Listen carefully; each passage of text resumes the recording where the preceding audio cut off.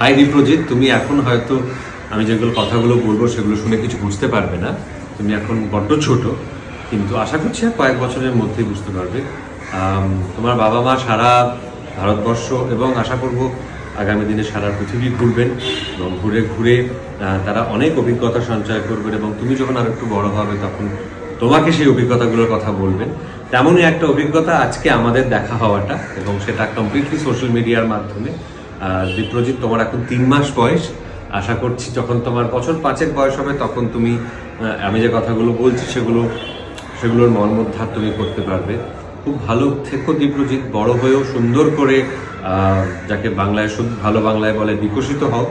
এবং তোমার বাবা মা ভীষণ মজার, ভীষণ মিষ্টি দুজন মানুষ।